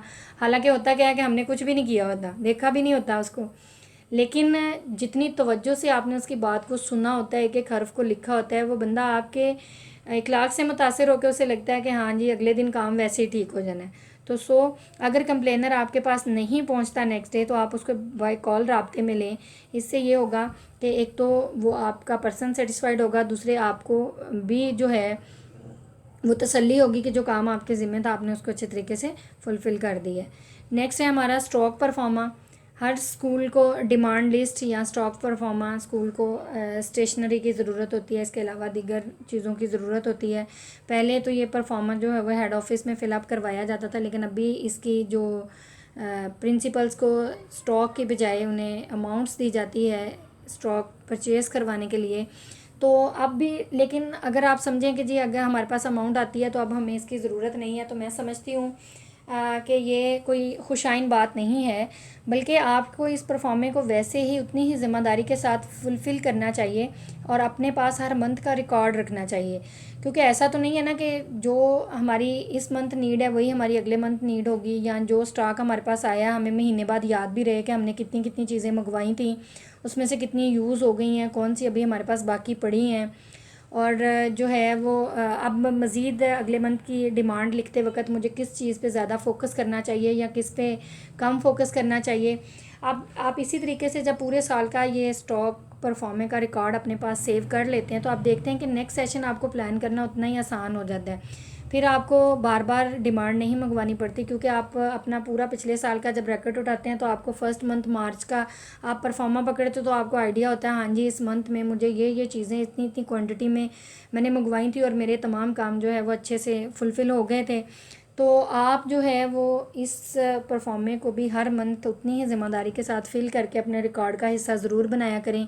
इसके चंद एक जो अहम फ़ीचर्स हैं उनसे आपको अवेयर करूँगी। नंबर 1 पे आप स्कूल का नेम, मंथ, सेशन और सीरियल नंबर, यानी टॉप पे आप मंथ, सेशन और स्कूल नेम लिखेंगे। फिर परफॉर्मे में आप सबसे नंबर 1 पे सीरियल नंबर, उसके बाद नेम ऑफ़ आइटम जो आप मंगवा रहे हैं उसका प्रीवियस स्टॉक आपके पास कितना है, आपकी करंट डिमांड कितनी है। उसको मंगवाने के बाद आप जिसको इशू कर रहे हैं उसके भी साथ आगे सिग्नेचर लिया करें कि किस पर्सन को आपने कितनी चीज़ें इशू कर दी हैं। उसके बाद आप अपने रिमार्क्स लिखें या रीज़न्स लिखें, कम है, ज़्यादा है, ख़राब है या जो है वो दीगर किसी एक्टिविटी में उसका यूज़ है, वो आप वहाँ पे अपने उसके रिमार्क्स दें। प्रिंसिपल भी अपने सिग्नेचर लिखे, जो पर्सन इशू कर रहा है वो अपने साइन करे और देन जो है वो ACRU के साइन करवाए। एसेट्स परफॉर्मा ये एक समरी होती है जो पूरे होल स्कूल के स्टॉक उसके स्कूल में मौजूद ईच एंड एवरीथिंग का रिकॉर्ड होता है। जब आप किसी भी जगह का चार्ज संभालते हैं तो ये सबसे पहली और इम्पोर्टेंट चीज़ है कि आप चार्ज लेते वक्त सबसे पहले वहाँ उस होल बिल्डिंग की एसेट्स परफॉर्मा डिमांड करें, उसको चेक करें कि जिस स्कूल को आप लीड करने जा रहे हैं उसमें कौन सी चीज़ें कितनी क्वांटिटी में मौजूद हैं। जब वो हायर मैनेजमेंट की तरफ से परफॉर्मा आपके पास आए, एक आपको लिस्ट आ रही है कि आपके कस्टडी में हम इतनी सारी चीज़ें दे रहे हैं, तो आप उस परफॉर्मे को पकड़ें और पूरी बिल्डिंग का एक बार विज़िट करें और उसको चेक कर लें कि क्या वाकई ही मेरे पास वो तमाम चीज़ें मौजूद हैं स्कूल में।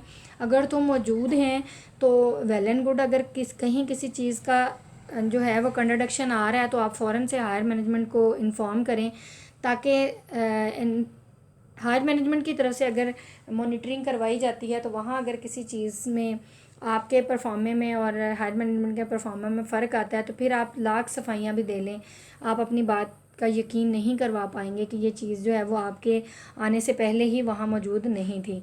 तो उनमें से किन चीज़ों पे आपको ज़्यादा फोकस करना चाहिए, उन आइटम्स को ज़रा हाईलाइट कर दूँ। सबसे फर्स्ट पे है टोटल स्टूडेंट आपके कैंपस में कितने हैं, टोटल चेयर्स कितनी हैं, स्टूडेंट चेयर्स या डेस्क कितने हैं, fan, clock, dustbin, board marker, duster, white board, black board, lights, water cooler, locks, UPS, school bell, table, water cooler, water tank, water tap, washrooms, cupboards, total rooms, security equipments यानी gun, metal detector या CCTV cameras, calculator, ventilator, corridor, hall, window, science lab, curtain, stapler, electric cooler, notice board या complete registers. यानी अभी जैसे हमने चंद एक registers पे रोशनी डाली, इसके अलावा भी दीगर बहुत सारी चीज़ों के रिकॉर्ड जो हैं वो ऑफिस में मौजूद होते हैं। जैसे टीचर्स की जो है वो एग्रीमेंट फ़ाइल्स हैं, टीचर्स का डाटा फ़ाइल है, उसके अलावा स्टूडेंट्स की डाटा फ़ाइल्स हैं,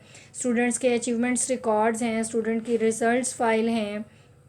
इस तरह के दीगर बहुत सारा जो रिकॉर्ड है उसकी मुकम्मल डिटेल अपने पास बना के रखें, ताकि जब भी कोई आपसे पूछे तो आपकी फिंगर टिप पे वो सारी चीज़ें हों।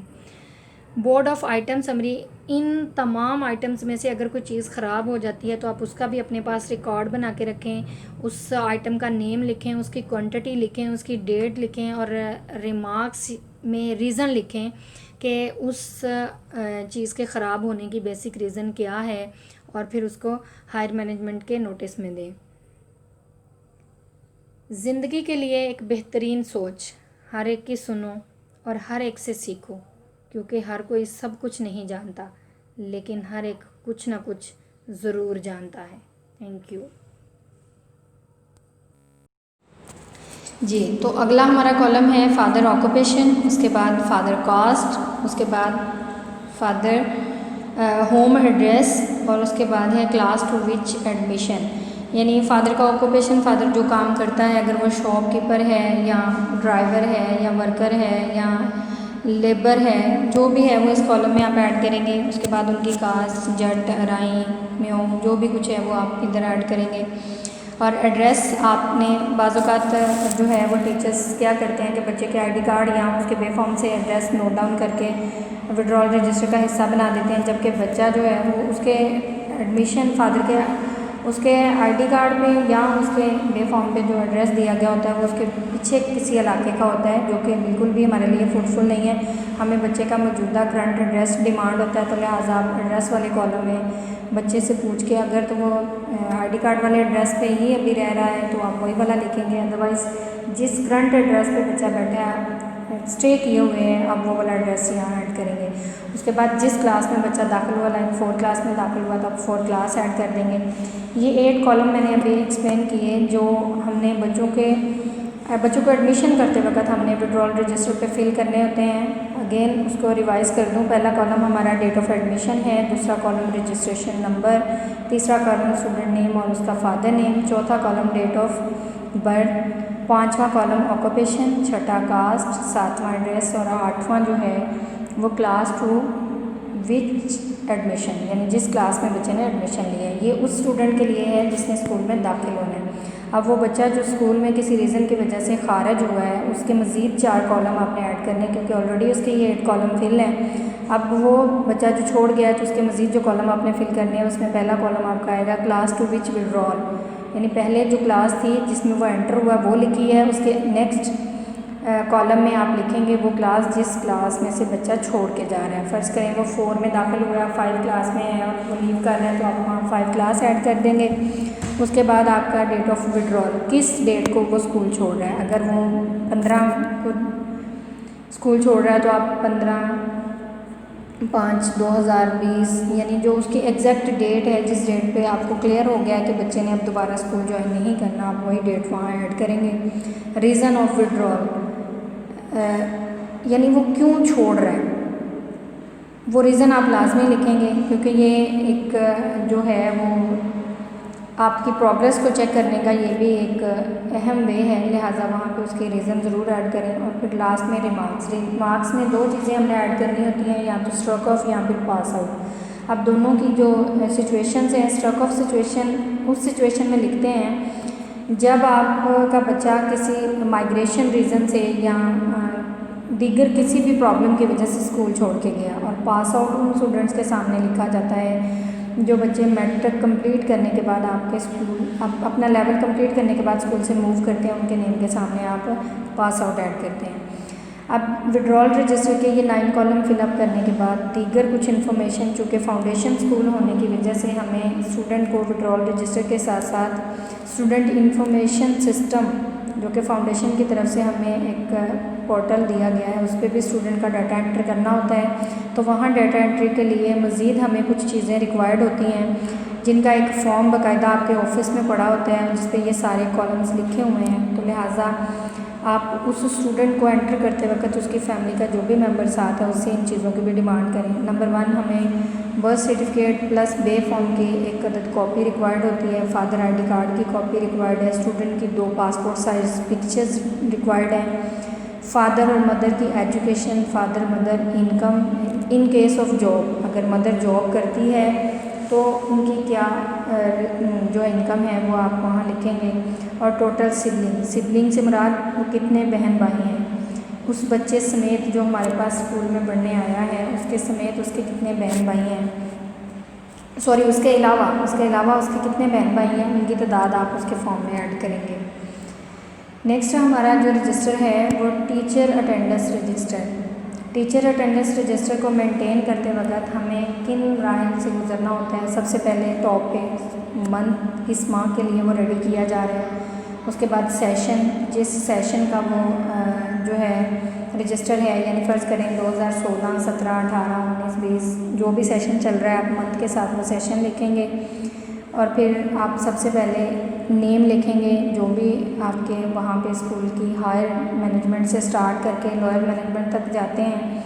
तो सबसे पहले आप स्कूल में नेम मिस सबा है और उनका डेजिग्नेशन वो प्रिंसिपल है, उसके 4 कॉलम नीचे उनके नेम के अराइवल टाइम है, उसके सिग्नेचर हैं, फिर डिपार्चर टाइम है और उसके सिग्नेचर है। देन आप वीपी का नाम लिखेंगे, वीपी के बाद आप स्कूल के मोस्ट सीनियर टीचर, और फिर उसी तरह से स्टेप डाउन करते करते आप लास्ट पे अपने जो आया गार्ड तक जाएंगे। इन सब के नेम लिखने के साथ साथ इन सब की क्लासेस को भी मैनेज करें और उनके डेजिग्नेशन को मैनेज करें। जैसे आपके आया गार्ड हैं उनके नेम को प्रोमिनेंट करें, और आया गार्ड का नेम लिखने से पहले आप 2 कॉलम खाली छोड़ेंगे, यानी स्टाफ का नेम जहाँ तक जिन कॉलम तक कंप्लीट हो जाए उसके आगे आप 2 कॉलम छोड़ के आगे आया और गार्ड का नेम लिखें। अब इसको मज़ीद, ये तो हो गया जी इसकी मेंटेनेंस, और अब इसमें मज़ीद जिन पहलुओं को हमें ध्यान में रखना होता है, इसमें हमें लीव मेंशन करनी होती है, in case of late red line mention करनी होती है, इसमें हमें संडे को मेंशन करना होता है, एब्सेंट को मार्क करना होता है, और उसके बाद इसकी लास्ट पे हमने समरी बनानी होती है। अब लीव हमें रेड पेन से लिखनी है, इन केस ऑफ लेट हमने रेड लाइन लगानी है। फ़र्ज़ करें अगर स्कूल टाइमिंग 7 o'clock है तो 7:01 पे रेड लाइन मार्क होगी, और 3 रेड लाइन लगने की सूरत में टीचर की 1 दिन की सैलरी जो है वो डिडक्ट हो जाएगी। और एब्सेंट अगर तो आपको स्कूल टाइमिंग से पहले teacher by call by text जिस भी तरीके से इन्फॉर्म कर देता है कि उसकी कोई जनरल रीज़न की वजह से वो स्कूल नहीं आ पाया, देन आप उसकी लीव मार्क करेंगे। लेकिन अगर कोई बंदा आपको इन्फॉर्म नहीं करता तो हायर मैनेजमेंट जो है वो वहाँ पे एब्सेंट मार्क करती है, और एब्सेंट का मतलब है कि उसकी 2 लीव्स काउंट होंगी विदाउट इन्फॉर्मेशन अगर छुट्टी की जाती है। संडे को आप रेड लाइन से शो करेंगे और दरमियान में ब्लू मार्कर के साथ आप संडे मार्क करेंगे। समरी लास्ट पे जब फुल मंथ कंप्लीट हो जाता है तो फिर हमने इस रजिस्टर की समरी बनानी होती है। समरी में क्या होता है कि टोटल वर्किंग डेज हमारे कितने हैं, और total end of month principal signature stamps, यानी हर टीचर के कॉलम के नीचे उसके अटेंडेंस के नीचे एक कॉलम बना होता है टोटल वर्किंग डेज। अब उसकी कितनी लीव एब्सेंट या जो रेड लाइंस हैं इन तीनों पोर्शंस को आप काउंट करते हुए, संडे चूँकि उसका वर्किंग डे में काउंट होता है, लिहाजा आप 3 चीज़ों को ध्यान में रखेंगे। अगर उसकी कोई लीव लगी है, कोई एब्सेंट लगी है तो 2 लीव काउंट करते हुए, और अगर 3 रेड लाइंस लगी हैं तो उनकी 1 लीव काउंट करते हुए आप टोटल अगर 30 डेज़ का मंथ है तो उसमें से फ़र्ज़ करें 1 लीव है, 3 रेड लाइन है और 1 एब्सेंट है, तो इस तरीके से उसकी 4 लीव्स बन जाएंगी। तो आप यहाँ टोटल वर्किंग डेज़ जो लिखेंगे वो कितने होंगे 26 आउट ऑफ 30, यानी टोटल 30 वर्किंग डेज़ में से उसकी 4 जो हैं वो 1 लीव, 3 रेड लाइंस और 1 एब्सेंट की सिचुएशन में उसकी 4 लीव्स बन गई, और हम वर्किंग डेज़ जो हैं वो टोटल वहाँ कितने डालेंगे 26। और लास्ट में आप टीचर से साइन करवाएंगे, उन्हें शो करेंगे ताकि जब सैलरी बन जाए तो फिर किसी किस्म का कोई इशू टीचर की तरफ से ना आए। सो अटेंडेंस रजिस्टर को वाइंड अप करते हुए end of the month principal signature और स्टैम्प, यानी जहां आप मंथ क्लोज कर रहे हैं टीचर से साइन लेने के बाद वहां प्रिंसिपल स्कूल की स्टैम्प लगाने के साथ साथ अपने वहां साइन भी करें, जो इस बात का प्रूव होगा कि ये मंथ जो है वो पूरे तरीके से क्लोज कर दिया गया है। और इसके बाद अगर किसी किस्म की वहाँ पे कोई मिस्टेक आती है तो उसकी ज़िम्मेदारी टोटली रिकॉर्ड को मेंटेन करने वाला पर्सन, वो अगर प्रिंसिपल है तो उसकी होगी, अगर वाइस प्रिंसिपल है तो वो उसकी ज़िम्मेदारी होगी। तीसरा कोई पर्सन जो है वो उसकी कमी कोताही का ज़िम्मेदार नहीं होगा। लिहाजा इंतहाई ज़िम्मेदारी के साथ अपने तमाम असातिज़ा को उनके जो डेज़ हैं वो शो करें, शो करने के बाद उनसे साइन लें और लास्ट में अपने मत को वाइंड अप करें। अब इसके बाद अगला रजिस्टर जो है वो हमारा स्टूडेंट अटेंडेंस रजिस्टर, जिसके पहले सफ़े पे हम सेशन मेंशन करेंगे। जैसे अभी सेशन 2016 या 17, तो हमारा सेशन 2020 से 21 है। जो भी सेशन चल रहा हो वो वहाँ लिखेंगे, और साथ ही एक स्टेटमेंट लिखेंगे। उस रजिस्टर के पूरे सफ़े काउंट करेंगे, वर्के नहीं सफ़े काउंट करेंगे। यानी एक पेपर जो है वो 2 सफ़ात पर मुश्तमिल होता है, तो आप हर सफ़े पे नंबरिंग करते हुए उस रजिस्टर के टोटल सफ़ात को काउंट करेंगे कि इस रजिस्टर में कितने सफ़े हैं, और लास्ट पे एक स्टेटमेंट लिखेंगे कि मैं तस्दीक करती हूँ कि ये रजिस्टर 64 सफ़ात पर मुश्तमिल है, और फिर नीचे आप अपनी सिग्नेचर कर देंगे। जो इस बात का प्रूफ होगा कि जब डे फर्स्ट आप टीचर के हैंडओवर रजिस्टर कर रहे हैं तो जितने सफ़ात पर मुश्तमिल रजिस्टर आप उन्हें दे रहे हैं, अगर उसमें कोई एक आधा सफ़ा आगे पीछे होगा तो आपको फ़ौरन से पता चलेगा कि टीचर ने कहीं कोई मिसहैप किया है जिसका आपके नॉलेज में नहीं है, और आपको उनकी मिस्टेक्स को पकड़ना आसान हो जाएगा। लिहाजा ये बहुत ज़रूरी काम है। सेशन के साथ साथ आप उस सेशन के रजिस्टर के टोटल सफ़ात को काउंट करने के बाद वहाँ एक स्टेटमेंट लिखें और लिख के साइन करें, और टीचर को भी अपनी मौजूदगी में उस बात की तस्दीक करवा दें कि इतने सफ़ात पर मुश्तमिल रजिस्टर जो है वो मैं आपके हैंड ओवर कर रही हूँ। उस रजिस्टर को मेंटेन करने के लिए जो टॉप पे हमें चीज़ें रिक्वायर्ड होती हैं, मंथ हमने लिखना होता है, क्लास का सेक्शन और उस क्लास टीचर का इंचार्ज का नेम, और उसके बाद उसका पहला कॉलम जो है वो सीरियल नंबर, यानी एक क्लास जो है उसके टोटल स्टूडेंट की तादाद 40 है तो 1 2 3 4 5 1 to 40 तक हम काउंटिंग सीरियल नंबर में ऐड करेंगे। Admission number in ascending order, यानी एडमिशन नंबर वो जो विड्रॉल रजिस्टर पे बच्चों को दिया गया है उसको लिखते वक्त हम ध्यान रखेंगे कि उसका जो ऑर्डर है वो असेंडिंग ऑर्डर चले, यानी सबसे छोटा एडमिशन नंबर पहले, फिर उससे बड़ा, फिर उससे बड़ा, फिर उससे बड़ा। लेट्स सपोज क्लास 4 में एक बच्चा है, उसका एडमिशन नंबर 9 है, दूसरे का एडमिशन नंबर 15 और तीसरे का एडमिशन नंबर है 119। तो हम सबसे पहले एडमिशन नंबर 9 वाले बच्चे का नेम लिखेंगे, फिर 15 वाले का और लास्ट में 119 वाले का। इस तरीके से हमारा असेंडिंग ऑर्डर जो है वो मेंटेन होता जाएगा। उसके बाद बच्चे का नेम जो कि कैपिटल लेटर में लिखा जाएगा, और उस बच्चे के नेम के वेरी नेक्स्ट कॉलम जो है वो उसके फादर नेम का है, जिसमें आप उसका कंप्लीट फादर नेम जो कि उसके बर्थ सर्टिफिकेट पे है। बच्चे का नेम लिखते वक्त आप दोनों स्पेल जो है नेम और फादर नेम के स्पेल जो है बच्चे के बर्थ सर्टिफिकेट से करेंगे। वो रॉन्ग हैं तो आप रॉन्ग स्पेल यहाँ पे लिखेंगे, तब तक उन स्पेल को चेंज नहीं करेंगे जब तक बच्चा आपको अपने बर्थ सर्टिफिकेट में करेक्शन नहीं डाल देता। और इसी बात का ध्यान आप विड्रॉल रजिस्टर में भी रखेंगे कि जब आप विड्रॉल रजिस्टर में किसी बच्चे का नेम एंटर कर रहे हैं तो उसके नेम के सारे हिजे उसके बर्थ सर्टिफिकेट वाले होने चाहिए। उसमें किसी भी किस्म की कोई चेंजिंग बच्चे वालिदैन के कहने पे आप तब तक नहीं करेंगे जब तक कि उसके बर्थ सर्टिफिकेट में वो चेंजिंग वो नहीं करवा लेते।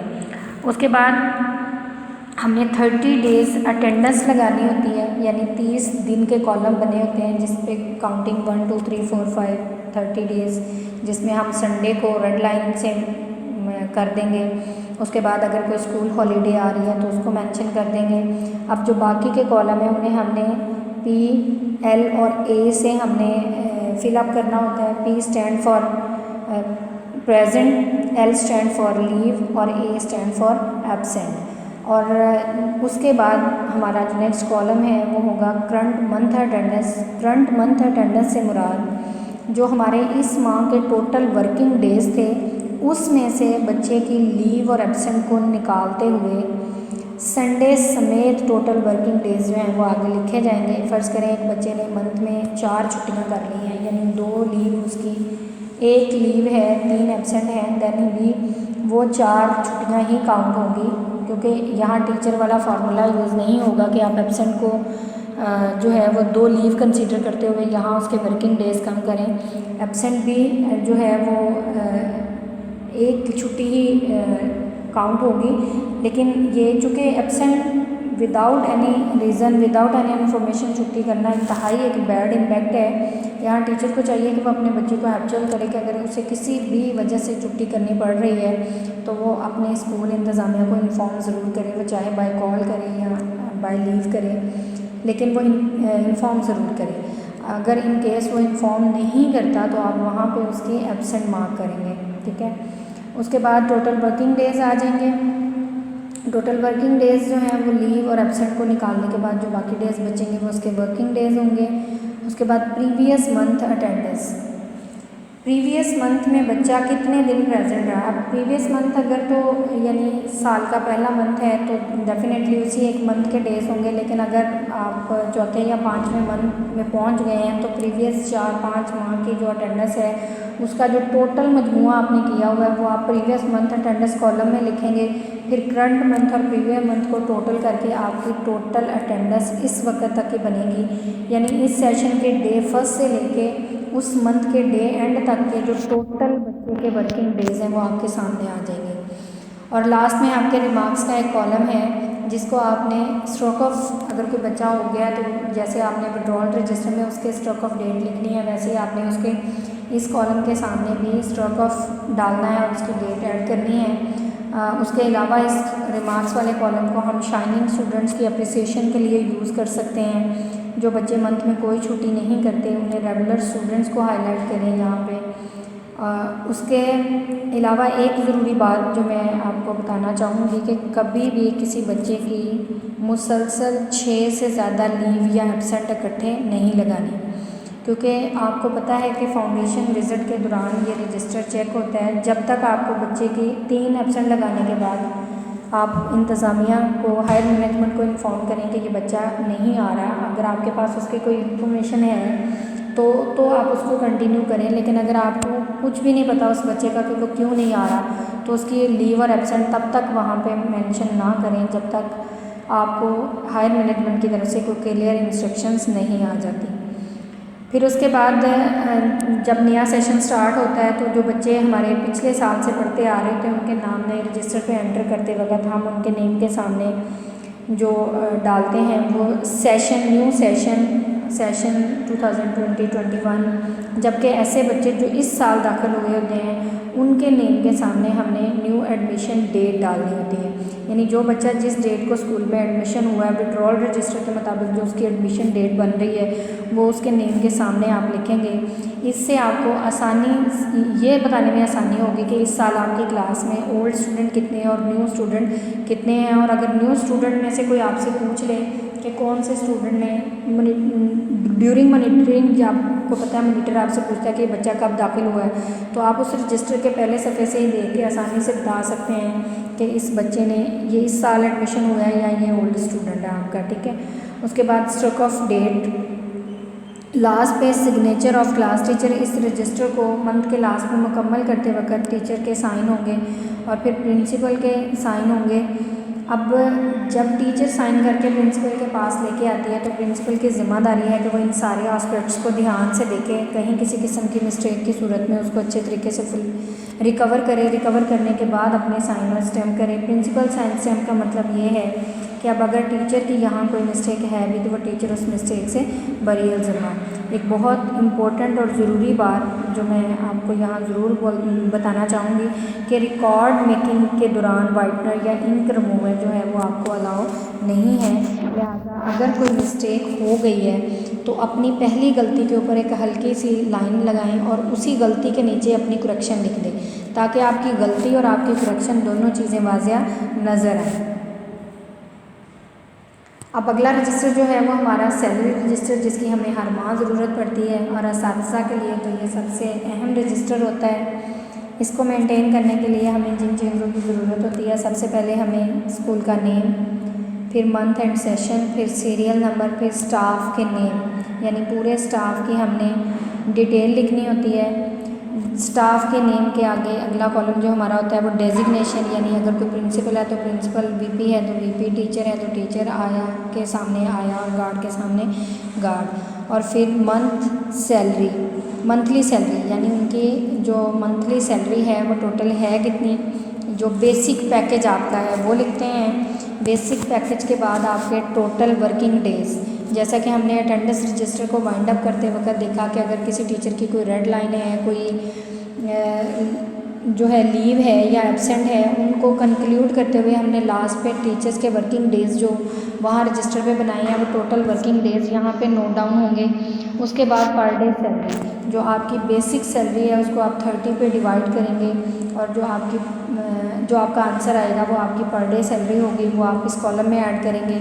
उसके बाद बोनस या डिडक्शन, अगर किसी पर्सन ने, बोनस का मतलब है कि हमने 2 डेज़ एक्स्ट्रा सैलरी पे करनी है और डिडक्शन का मतलब है कि जो अगर किसी पर्सन ने छुट्टियां कर ली हैं तो उनकी सैलरी कटनी है। एक मंथ में एक छुट्टी अलाउ है जिस पर किसी किस्म की कोई डिडक्शन नहीं आती, लेकिन ये है कि उस सिचुएशन में बोनस भी ख़त्म हो जाता है। बोनस उसी सिचुएशन में मिलता है जब कोई पर्सन पूरे 30 दिन में कोई छुट्टी नहीं करता या उसकी कोई रेड लाइन जो है वो नहीं होती।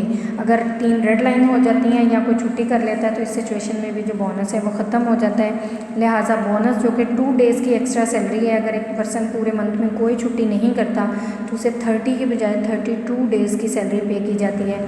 लेकिन अगर किसी पर्सन की 3 डेडलाइंस लग गई हैं तो फिर उसकी जो, और वो 30 दिन स्कूल आया है तो उसको खमियाजा ये भुगतना पड़ता है कि उसके 2 दिन जो एक्स्ट्रा बोनस की सूरत में उसको मिलने होते हैं वो ख़त्म हो जाते हैं। या इसके अलावा अगर उसने एक लीव कर दी है तो उसके 2 डेज़ बोनस ख़त्म होता है, लेकिन उसकी 30 दिन की पूरी सैलरी उसे दी जाती है। लेकिन अगर उसने मंथ में 2 छुट्टियाँ कर दी हैं या एक छुट्टी और 3 डेडलाइंस हो गई हैं तो इस सिचुएशन में भी उसकी जो है वो 1 दिन की सैलरी में जो मज़ीद कट कर ली जाती है। उसके बाद अगला कॉलम डिपॉजिट है। न्यू पर्सन जो हमें ज्वाइन करते हैं as per system policy, first salary जो है उसमें डिपॉजिट जाना होता है, जिसको स्टाफ की सहूलत के पेश नज़र 3 इंस्टॉलमेंट्स में भी किया जाता है। तो डिपॉजिट वाले कॉलम में अगर तो किसी पर्सन ने फुल डिपॉजिट करवा दिया तो आप वो फुल डिपॉजिट लिख देंगे, लेकिन अगर किसी पर्सन ने फुल डिपॉजिट नहीं करवाया, अपनी इंस्टॉलमेंट करवा रहा है, तो आप उस कॉलम में उसकी उतनी इंस्टॉलमेंट एंटर करते जाएंगे और पूरी होने के बाद उसकी करंट सैलरी का वो पूरा फॉर्म है उसको क्लियर कर लेंगे। उसके बाद डिपॉजिट रिटर्न, नेक्स्ट कॉलम है डिपॉजिट रिटर्न। वो पर्सन जो अपना एग्रीमेंट क्लोज करने के बाद हम सिस्टम को लीव करते हैं, उनकी जो फर्स्ट सैलरी डिपॉजिट की गई होती है वो आपने इस कॉलम में लिखनी होती है, जो कि उनको उनकी सैलरी के साथ रिटर्न की जाती है। और इस तरीके से आपका जो लास्ट का अगला कॉलम बनेगा वो पेएबल। पेएबल कॉलम में आपके जो आएंगे वो टोटल वर्किंग डेज़ की जो सैलरी है उसमें से आप जो अगर कोई बोनस है आप वो ऐड करेंगे, या अगर कोई डिडक्शन है तो वो कम करेंगे। डिपॉजिट करना है तो कम करेंगे, अगर डिपॉजिट रिटर्न करना है तो ऐड करेंगे। यानी डिडक्शन और डिपॉजिट जो है वो आपके वर्किंग डेज़ में से कम होना है, आपकी बेसिक सैलरी में से कम होना है, और अगर आपका डिपॉजिट रिटर्न होना है या बोनस है तो वो आपकी बेसिक सैलरी में ऐड होकर आपकी सैलरी बनेगी जो इस कॉलम में लिखी जाएगी। और सैलरी पे करते वक्त आगे जो सिग्नेचर का कॉलम है, आप कैंडिडेट को अच्छे तरीके से दिखाएं, उन्हें बताएं कि किन किन प्रोसेस से गुजर के उनकी सैलरी जो इस वक्त अमाउंट उन्हें पे की जा रही है वो कितनी अमाउंट है, और एम्प्लॉय उसको गिनने के बाद अपने उस कॉलम में साइन कर दें। और इसी तरीके से इस रजिस्टर को भी स्टाफ को सैलरी पे करने के बाद प्रिंसिपल की ज़िम्मेदारी है कि वो तमाम कॉलम के आगे तमाम स्टाफ के साइन मस्ट हों, और अगर किसी की सैलरी नहीं गई तो वो सैलरी हायर मैनेजमेंट को रिटर्न करें, और रिटर्न जिस पर्सन को कर रही हैं वो अपने उस कॉलम में उस पर्सन का नेम ज़रूर एंटर करें, ताकि उसे भी पता हो कि अगर इस पर्सन की सैलरी उसने डिलीवर नहीं की तो फिर किस रिसोर्स से वो सैलरी डिलीवर हुई है। और लास्ट पे अपने उस रजिस्टर के मंथ को वाइंड अप करते हुए लास्ट पे अपने स्कूल की स्टैंप मंथ के लास्ट पे स्टैंप लगाए, और स्टैंप के साथ साथ अपने जो है वो सिग्नेचर भी करें। उसके बाद कंप्लेंट रजिस्टर जो कि ऑफिस में होता है, बहुत सारे जिसे कहते हैं ना कि मुकम्मल सिर्फ अल्लाह ताला की ज़ात है, बाकी हर इंसान के अंदर कहीं ना कहीं कुछ ना कुछ डिफिशेंसीज ज़रूर होती हैं, और जो लोग कामयाब लोग हैं वो अपने अपने तनकीद को बड़े अच्छे तरीके से बेयर करते हैं। वो इकबाल ने क्या खूब कहा है कि बादे मुखालिफ से न घबरा है अकाब, ये तो चलती है तुझे और ऊंचा उड़ाने के लिए। तो कंप्लेंट रजिस्टर्स भी बेसिकली मैनेजमेंट के लिए एक वैसी ही वादे मुखालिफ है जो उनकी सलाहियतों को और निखारने के लिए चल रही होती हैं। जो कंप्लेंट्स आ रही होती हैं वो बेसिकली आपको आपके उन कॉर्नर्स को हाईलाइट कर रहे होते हैं जहाँ पे हो सकता है कि हमारी नज़र ना जा रही हो। तो अगर जो कंप्लेन आपके पास आए उसे बहुत अच्छे से और ध्यान से सुनें और उसकी बात को इन्वेस्टिगेट ज़रूर करें। हो सकता है वो ठीक ना भी हो, लेकिन ये भी पॉसिबल है कि वहाँ से आपको कुछ लर्न करने को मिले। तो इस रजिस्टर को मेंटेन करने के लिए सबसे पहले हमने डेट लिखनी होती है, कंप्लेन नंबर ऐड करना है, फिर स्टूडेंट का नेम ऐड करना है, फिर क्लास और सेक्शन उसका, उसके बाद कंप्लेनर का नेम जो शिकायत लेके आया है उसका बच्चे के साथ क्या ताल्लुक़ है, उसका फ़ोन नंबर ऐड करेंगे। फिर उसकी पूरी कंप्लेन सुनने के बाद उसको हम सॉल्यूशन टाइम देंगे, यानी उसका सेल नंबर ऐड करने के बाद फिर हमारा कंप्लेन प्रोसेस आएगा कि जो भी वो कंप्लेन कर रहा है उसको ध्यान से सुने और उसको अपने रजिस्टर पे नोट करें। उसके बाद उसे सॉल्यूशन का टाइम दें, आप उन्हें 2-3 दिन का टाइम दें। उसके बाद आप अपनी कंप्लेन की डिटेल जो है उसको वेरीफाई करें, आप किसकी ज़िम्मेदारी लगा रहे हैं। जो भी पर्सन इसको वेरीफाई कर रहा है उसका जो भी हल लेके आ रहा है वो वेरिफिकेशन एंड सॉल्यूशन वाले कॉलम में लिखें। लिखने के बाद अपने साइन और सिग्नेचर वहाँ छोड़ें, और जिसने वेरीफाई किया वो भी साइन करे, प्रिंसिपल भी साइन करे, और कंप्लेनर को भी बाय कॉल आप उन्हें जो सॉल्यूशन टाइम दिया था अगर तो उस टाइम पे आपके पास ऑफिस में पहुंचता है तो आप उनसे सारी डिस्कशन के बाद उसकी सेटिस्फेक्शन होने के बाद उससे उसके साइन ज़रूर लें। लेकिन अगर कंप्लेनर मुतलका टाइम पे स्कूल में नहीं पहुंचता तो आप बाय कॉल उसको टच में लें और उसकी उस कंप्लेन का जो है वो सदेबाब उस तक पहुंचाएं। इससे ये होगा कि आपके काम में मज़ीद इंशाअल्लाह निखार आएगा। स्टॉक परफॉर्मा या डिमांड लिस्ट, ये भी हर मंथ हमें ज़रूरत होती है। इसको फिलअप करने के लिए हमें school name, month, session, serial number, name of item जो हमें डिमांड है, प्रीवियस स्टॉक में हमारे पास कितनी पड़ी हुई हैं, करंट डिमांड हमारी क्या है और इशू कौन कर रहा है।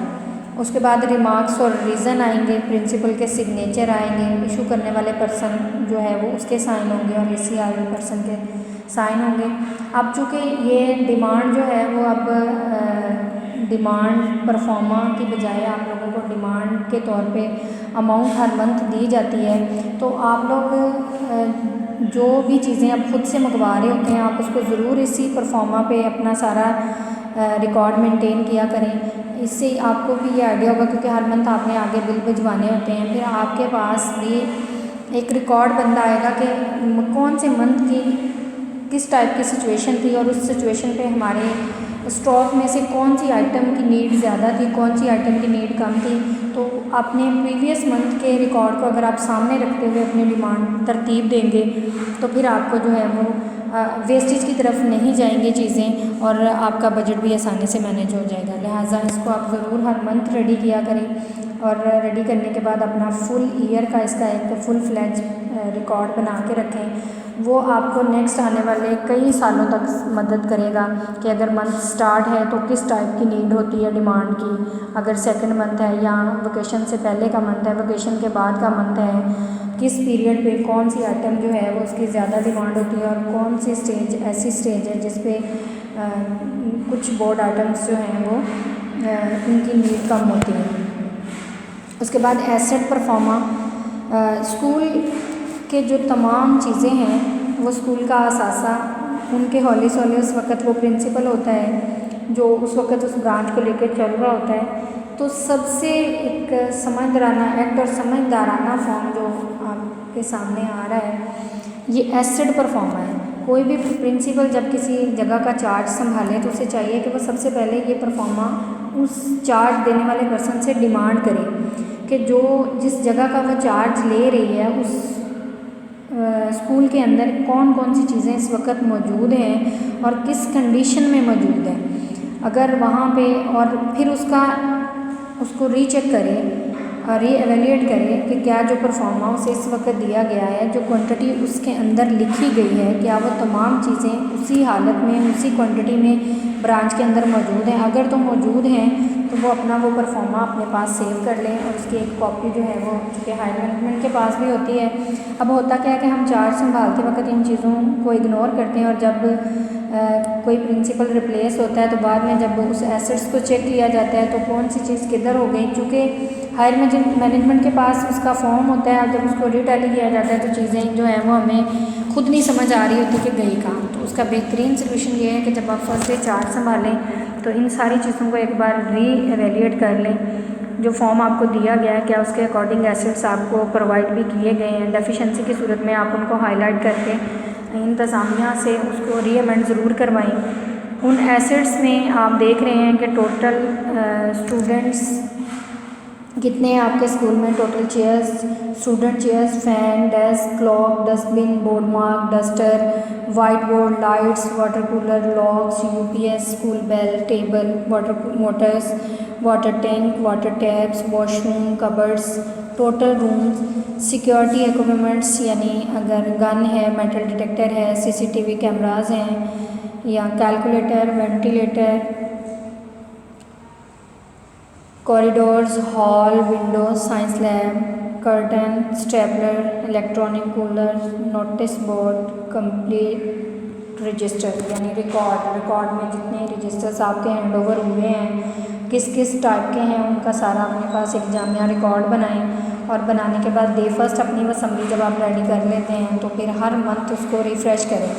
कोई अगर आइटम उसके अंदर ख़राब हो गई है तो उसको बोर्ड ऑफ आइटम असम्बली में लेके आएँ, नेम ऑफ़ आइटम लिखें, उसकी क्वांटिटी लिखें, उसकी डेट लिखें और फिर रिमार्क्स दें यानी रीज़न लिखें कि उसके ख़राब होने के पसे पुश्त जो वजह है वो वहाँ पे बयान करें। ज़िंदगी के लिए एक बेहतरीन सोच, हर एक की सुनो और हर एक से सीखो, क्योंकि हर कोई सब कुछ नहीं जानता लेकिन हर एक कुछ ना कुछ ज़रूर जानता है।